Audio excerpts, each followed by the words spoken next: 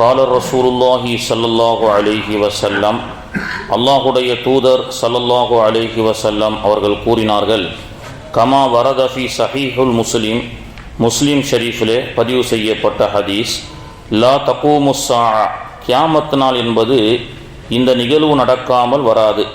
ஹத்தா, எப்பொழுது என்று சொன்னால், யத்தகாரபு ஸமான், இப்படியாக ஒரு காலம் வரும். ஃபதகூன ஸனா, ஒரு வருடம் என்பது கஷ்ஷஹர், மாதத்தை போன்று கழிந்துவிடும். வயகூன ஷஹர், மாதம் என்பது கல் ஜுமாஅத்தி, ஒரு வாரத்தை போன்று கடந்துவிடும். வதகூனுல் ஜுமா, ஒரு வாரம் ஜுமா என்பது கல் யௌம், ஒரு நாளை போன்று சென்றுவிடும். வயகூனுல் யௌம், ஒரு நாள் என்பது கஸ்ஸா, ஒரு மணி நேரத்தை போன்று சென்றுவிடும். வதகூன ஸா, ஒரு மணி நேரம் என்பது கல் இஹ்திராகி ஸா, ஒரு மல்டி செகண்டை போன்று கடந்துவிடும். இப்படியாக வருடம் மாதத்தை போன்றும், மாதம் வாரத்தை போன்றும், வாரம் நாட்களை போன்றும், நாட்கள் ஒரு மணி நேரத்தை போன்றும், ஒரு மணி நேரம் ஒரு நிமிடத்தை போன்றும், ஒரு நிமிடம் ஒரு வினாடியை போன்றும் கடந்துவிடும். இப்படியாக நேரம் வேகமாக செல்லக்கூடிய காலம் வராத வரை கியாமத்து நாள் வராது என்றார்கள் அல்லாஹுடைய தூதர் அவர்கள். அப்படியான காலத்தை நாம் இப்பொழுது நேரடியாக சந்தித்திருக்கின்றோம். ஏனென்று சொன்னால், நேரங்களில் பரக்கத்தில்லை. வருடங்கள் ஓடிக்கொண்டே இருக்கிறது. குழந்தை பிறக்கிறான், பிறகு தவழ்கிறான், வேகமாக ஸ்கூலில் சேர்க்குறாங்க, காலேஜ் படிக்கிறான், 40 வயசு ஆகுது, 60 வயசு ஆகுது, போய் சேர்ந்துகிட்டே இருக்க வேண்டியது தான். இப்படி காலங்களில் பரக்கத்து குறிப்பாக 2000க்கு பிறகு இது போன்ற ஒரு காலத்தில் பரக்கத்தில்லாததை நாம் பார்க்கின்றோம் சகோதரர்களே. ஆக இப்படியாக வேகமாக செல்லக்கூடிய காலத்தை புத்தாண்டை வரவேற்கின்றோம் என்ற பெயரில் அலிச்சாட்டியங்கள், இறைவனுக்கு கோபமான செயல்கள், அல்லாஹுடைய தூதர் எதுவெல்லாம் ஹராம், மோசமான பாவம், அல்லாஹுடைய கோபத்தை லானத்துக்குரியது என்று எத்தனை பாவங்களை சொன்னார்களோ, எல்லா நபிமார்களுடைய காலத்தில் ஒவ்வொரு பாவங்கள் ரொம்ப அதிகமாக நடந்தது. எல்லா நபிமார்களுடைய பாவங்கள் நடைபெற்ற எல்லா பாவத்தையும் சேர்த்து மொத்தமாக இந்த சமூகம் செஞ்சிட்டு இருக்கிறான். அது மட்டும் இல்லாமல் எத்தனை பாவங்கள் இருக்குதோ உலகத்தில், ஜினால இருந்து, ஃபனால இருந்து, அலிச்சாட்டியங்கள்ல இருந்து, அல்லாஹ்வுடைய கோபத்திலிருந்து எல்லா பாவங்களும் இந்த இரவிலே புத்தாண்டு என்ற பெயரிலே 12 மணிக்கு ஆரம்பமாக கூடிய அடுத்த ஆண்டு என்ற பெயரிலே இன்னைக்கு அரங்கேற்றப்பட்டு அல்லாஹ்வுடைய கோபத்திற்குரிய ஆண்டாக என்ன செய்கிறான், ஒவ்வொரு மனிதனும் வரவேற்கின்றான். பொதுவாக நம்ம நேற்றே சொன்னோம், இஸ்லாத்திற்கும் இந்த புத்தாண்டுக்கும் சம்பந்தம் இல்லை. கிறிஸ்தவ உலகமே இது எங்களுடைய கற்பனை கதை. எனவே இது இந்த புத்தாண்டோ இந்த கிறிஸ்மஸோ உண்மையிலேயே ஈசா அலைஹிஸ்ஸலாம் பிறந்த நாளாக இருந்தால் நாமும் கொண்டாடுவதில் தகுதியானவர்கள் தான். கொண்டாடுறதுனா நோன்பு வச்சு தர்மங்கள் செஞ்சு. ஆனால் இதுக்கும் ஈசா அலைஹிஸ்ஸலாம் பிறந்ததற்கும் சம்பந்தம் இல்லைன்னு நம்ம வரலாற்றில் பார்த்தோம். அது மட்டும் இல்லாமல் அல்லாஹு தஆலாவுடைய தூதர் ஸல்லல்லாஹு அலைஹி வஸல்லம் அவர்கள் ரஜபு பிறக்கும் பொழுது ஒரு வாரத்தை துவங்குவதோ, மாதத்தை துவங்குவதோ, வருடத்தை துவங்குவதோ தவறல்ல. ரமலான் இன்னும் 2 மாதம் கழித்து ரமலான் நமக்கு வர இருக்கிறது. 2 மாதத்திற்கு முன்பே அல்லாஹ்வுடைய தூதர் அவர்கள், அல்லாஹும்ம பாரிக் லனா ஃபீ ரஜப் வ ஷஅபான், இறைவா ரஜபிலும் ஷஅபானிலும் எங்களுக்கு பரக்கத்தை தருவாயாக. வபல்லிக்னா ரமலான், அல்லாஹு தஆலா எல்லா வகையிலும் நமக்கு பரக்கத்து கொடுத்தான். அதில் ஒரு விஷயத்தை நம்ம பார்க்கணும். பொதுவாக உலகத்தில் 2 விஷயத்தை கொண்டுதான் மனிதன் காலத்தை கணிக்கின்றான். ஒன்று சந்திர கணக்கு, இன்னொன்று சூரிய கணக்கு. சூரிய கணக்கு என்பது சந்திர கணக்கு என்பதற்கும் வித்தியாசம் உண்டு. நாம் சந்திரனை கொண்டு கணக்கிடுகின்றோம். நமக்கு இந்த 12 மணி 11:59 செகண்டில் 5 மல்டி செகண்ட் ஆகும்போது 5 4 3 2 1 அப்படின்னு பலூன் அப்படியே வெடிக்கிறான். இதை பார்த்து சவுதி அரசாங்கம், அரபு நாடும் அலிச்சாட்டியங்களில் ஈடுபட்டு புத்தாண்டு கொண்டாடுகின்றோம் என்ற பேரில் கத்தாரில் கொண்டாடுறான், குவைத்தில் கொண்டாடுறான், சவுதியில் கொண்டாடுறான். இஸ்லாம் எங்கே வந்ததோ அந்த நாடே இன்னைக்கு கிறிஸ்தவ மதத்தை பின்பற்றக்கூடியதாக இருக்கின்றது. அல்லாஹுடைய கோப பார்வை, அல்லாஹுடைய தூதரும் சொல்லியிருக்கிறாங்க, அரபு நாட்டில் அலிச்சாட்டியங்கள் செய்யக்கூடிய ஷைத்தானுடைய கொம்பு முளைக்கும் அப்படின்னு சொல்லி. இப்படி ஹிஜ்ரத்துடைய சந்திர கணக்கை மட்டுமே நாம் என்ன செய்கிறோம், கணக்கிடக்கூடியவர்களாக இருக்கின்றோம். அதன் அடிப்படையில் இரவு 12 மணிக்கு மறுநாள் ஸ்டார்ட் ஆகாது. நேற்று கூட சொன்னேன், மதினாவில் ஒரு வால் கிளாக் இருக்கு, சன்செட் வால் கிளாக் அப்படின்னு சொல்லி. அதாவது சந்திர கணக்கின் அடிப்படையில் இருக்கக்கூடிய கணக்கின்படி ஒவ்வொரு நாள் மக்ரிபு 7 மணி ஆனதுலேருந்து தான் மறுநாளே ஸ்டார்ட் ஆகுது. அதனால தான் மக்ரிபிலிருந்து மறுநாளுடைய கணக்கை நம்ம ஸ்டார்ட் பண்ணுறோம் அப்படின்றத நம்ம பார்த்தோம். இப்போ ஹிஜ்ரத்துடைய கணக்கு என்பதே வேற. இப்போ பாருங்க, ஒரு கணக்கை நான் சொல்லி காட்டுறேன். சந்திர கணக்குக்கும் சூரிய கணக்குக்கும் உள்ள வித்தியாசம் அல்லாஹ் தஆலா சொல்லி காட்டுறான். வலபிசு ஃபி கஹ்ஃபிஹிம் ஸலாஸமியத்தின் சினீன வஸ்தாது திஸ்ஆ. கஹ்ஃப் குகைவாசிகள் 300 ஆண்டுகள் தூங்கினார்கள். இந்த 300 ஆண்டுகள் என்பது சந்திர கணக்கா சூரிய கணக்கா? இந்த 300 ஆண்டுகள் என்பது சந்திர கணக்கு.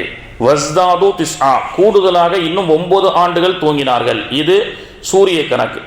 எப்படி வருதுன்னு சொன்னா, 33 வருஷத்துல 33 ஆண்டுகள் சூரிய கணக்கு. நம்ம ஜனவரி பிப்ரவரி இந்த வருஷம் கொண்டாடுறோமே, இந்த கணக்கின் அடிப்படையில் 33 வருஷங்கள் கழிந்து விட்டால் ஒரு வருஷம் ஹிஜ்ரத்தில் எக்ஸ்ட்ரா கிடைக்குது.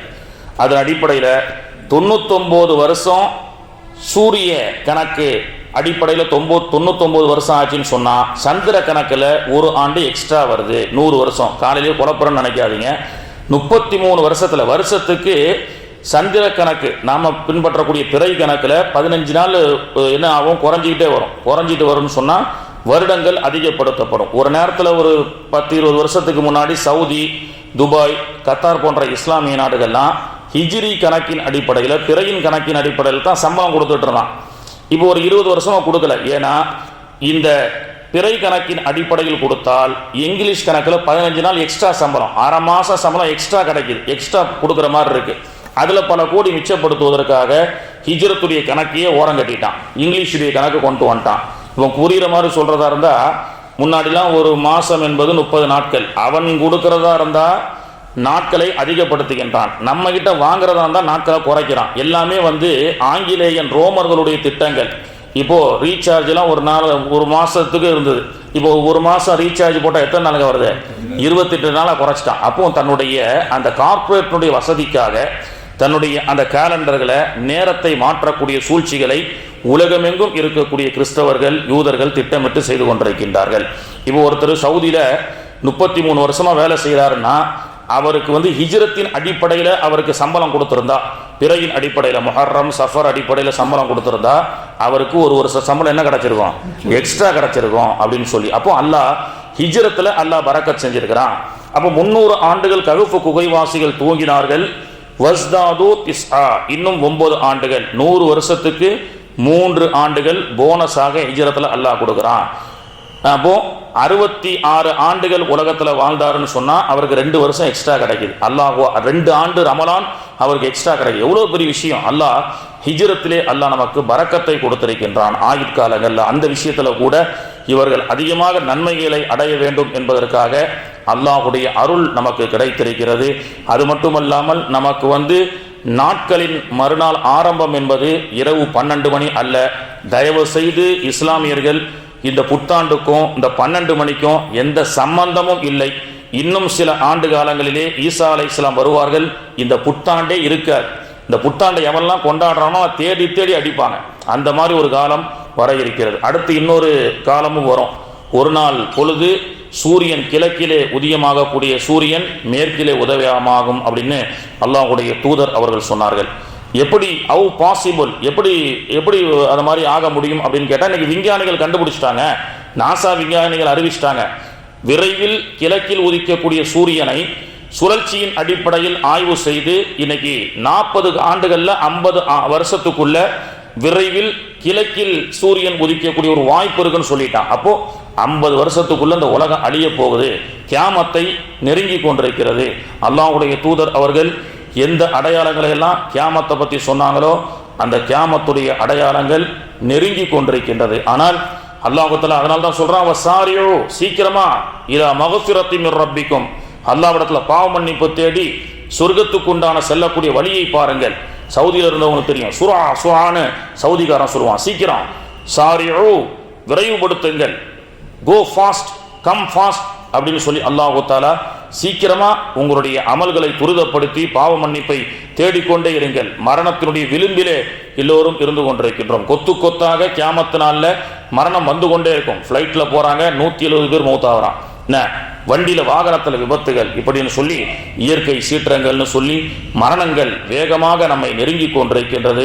எனவே தான் அல்லாஹ் தஆலாவும் அல்லாஹ்வுடைய தூதரும் நமக்கு நிறைய இஷாராக்களை நமக்கு சொல்லிக் கொடுக்கின்றார்கள். ஒவ்வொரு ஒரு நாள் பொழுது ஒரு சஹாபி ஃபஜருடைய தொழுகையில் அல்லாஹ்வுடைய தூதர் இடத்துல வந்து, அல்லாஹ்வுடைய தூதரே நைட்டு முழுக்க தூங்கலை, ஏன் என்ன ஆச்சு? தேல் கிடைச்சிச்சு அல்லாஹ்வுடைய தூதரை, தேல் கிடைச்சிச்சு ஆகமே, எனக்கு ரொம்ப வலி அதிகமானால தூக்கம் இல்லை அப்படின்னு சொல்லி அல்லாஹ்வுடைய தூதர் ஒன்றும் சொல்லலை. ஏன் நைட்டு இந்த துவா நான் சொல்லி கொடுத்த துவா ஓதலையான்னு கேட்டாங்க. அஊது பி கலிமாத்தில்லாஹி தாம்மாத்தி குல்லிஹா மின் ஷர்ரி மா ஹலக், இந்த துவாவை நீங்க ஓதலையா?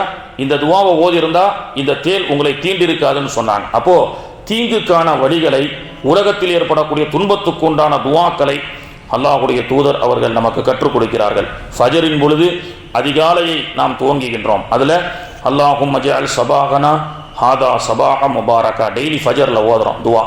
இறைவா இன்றைய காலை பொழுதை பரக்கத்தானதாக ஆக்கி வைப்பாயாக. அல்லாஹ்வுடைய தூதர் ஓதி கொடுத்தாங்க, சொல்லி கொடுத்தாங்க. அல்லாஹும்ம ஜஅல் சபாகனா ஹாதா சபாஹ ஸாலிஹீன், சாலிஹீன்களுடைய கூட்டத்திலே இன்றைய காலை பொழுதை எங்களை ஆக்கி வைப்பாயாக.